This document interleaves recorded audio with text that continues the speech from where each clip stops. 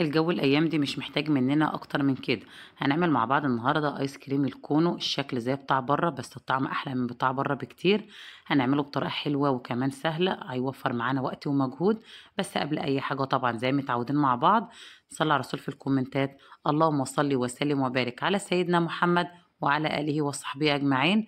يلا بينا نشوف عملناه ازاي.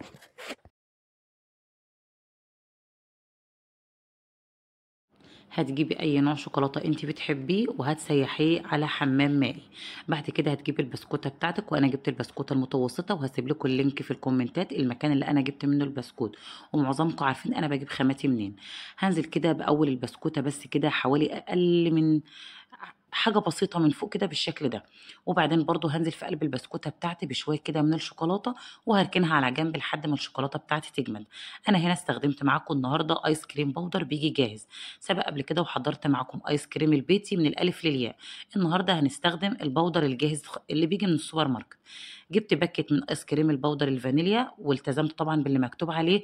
والعبوه بتاعتي كان مكتوب عليها ان انا اضيف كوبايتين اتنين من الحليب المتلج. فنزلت بكوبايتين اتنين من الحليب وكمان كان معاهم قطع تلج. واضربي بقى كده حوالي من 7 ل10 دقايق لحد ما القوام يتقل معاك ويبقى بالشكل ده كده. احلى واسهل ايس كريم ممكن تحضريه. شايفه المطه بتاعته جميله جدا، وكمان بجد طعمه كان جميل قوي. وكده ايس كريم الفانيليا بقى جاهز معانا.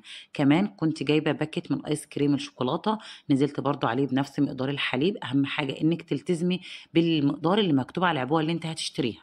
وكمان نزلت عليه بمعلقه كبيره من اي نوع سبريد شوكولاته انت بتحبيه. هتديكي تطعيمه حلوه قوي للايس كريم. بجد هتفرق كتير قوي. وبرضه هضربه من 7 ل10 دقايق لحد ما القوام يتقل معايا. وبكده نبقى جهزنا ايس كريم الفانيليا وايس كريم الشوكولاته. طريقه سهله جدا وجاهز معاكي في ثواني. ممكن بقى تستغنى عن الخطوات اللي جايه بعد كده، وبقى معاكي ايس كريم جاهز خالص في اي علبه كده، حطيه في الفريزر وبقى جاهز معاكي. بعد كده بقى هتجيبي البسكوته بعد ما الشوكولاته جمدت من عليها. والورق ده بيتباع عند اي حد بيبيع مستلزمات حلواني، بيستخدموه في تغطيه الكيك. وممكن تستخدمي اي دوسيه من بتاع ولادك، مفيش اي مشكله. هتلفيه حوالين البسكوته من فوق وهتثبتيه بالبلاستر بالشكل ده كده. وبقى معانا شكل الكونو الجاهز بطريقه سهله جدا. متهيالي يعني مفيش بعد كده. انا عملت الكميه كلها بس سبت واحده اعملها معاكم عشان ما اطولش عليكم الفيديو. كمان الايس كريم بتاعي انا عبيته في اكياس الحلواني وهملى بيه البسكوته بالمنظر ده.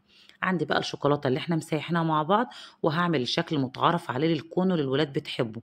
شكل كده ايه اللي هو الشوكولاته رايح جاي عليه بالشكل ده كده. وعلى الوش بقى اي نوع مكسرات مجروش عندك، انا ضفت سوداني مجروش مفيش اي مشكله خالص. والبسكوته اللي انا ما حطيتش عليها الورق ده، دي بصراحه مش اختراعي، بنتي هي اللي حابه تعمله. حابه كده تعمل ميكس ما بين الشوكولاته المهم انكم هتعرفوا هي هتعمل بيها ايه. هي عبتها او ملتها ايس كريم شوكولاته، وبعد كده هتضيف عليها شوكولاته، طبقه شوكولاته، وبعدين هندخلهم الفريزر لحد ما يتماسكوا معانا. وهقول لك هنعمل ايه بعد كده. كمان كان عندي قالب الايس كريم ده، هجيبه بقى وهملاه كده بالايس كريم. هعمل 2 فانيليا و2 شوكولاته. وبعد كده هديله خبطتين عشان اخرج اي فراغات هواء موجوده فيه. باقي كميه الايس كريم بتاعتي كمان حطيتها في علب. الايس كريم الفانيليا ضفت عليه كده صوص كراميل، وايس كريم الشوكولاته ضفت عليه مكسرات مجروشه او سوداني مجروش. بجد عملنا كميه حلوه جدا من باكيتين 2 ايس كريم. هندخلهم بقى التلاجة ونسيب الايس كريم بتاعنا ده كده لحد ما يتماسك، وبعدين نشوف النتيجه مع بعض.